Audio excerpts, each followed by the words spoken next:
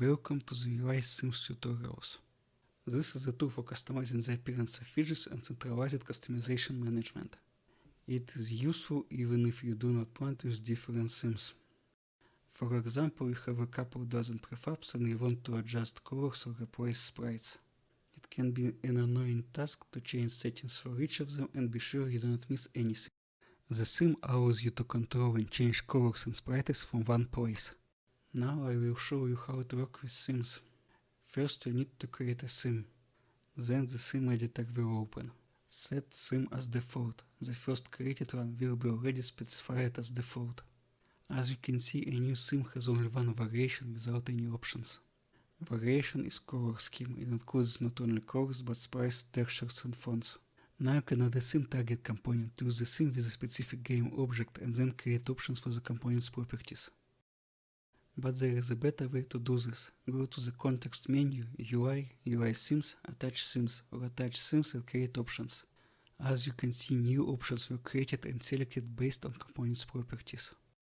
You can change the colors and sprite, then use update sim values to update the corresponding option value, or use apply sim to revert changes. Commands find and find or create will try to find an option by value in a specified variation, or create a new option if value was not found. Let's go back to the editor.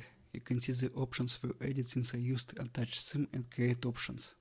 Values in the initial variation will be used to find or create option when I use the attach sim command. You can clone existing variations or create a completely new one and filter them by name. You can add a new option, filter them by name and reorder. You can freely rename the options, it will not break anything. If you use a slash in the option name, it will be displayed as a nested menu.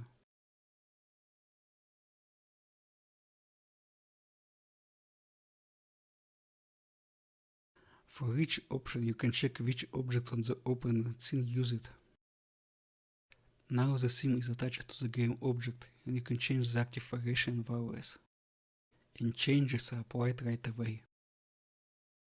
Sims are not limited but predefined types: colors, sprites, textures and fonts. You can extend sims with custom types like font size or game object rotations. More details are in the documentation. That's all, thanks for watching.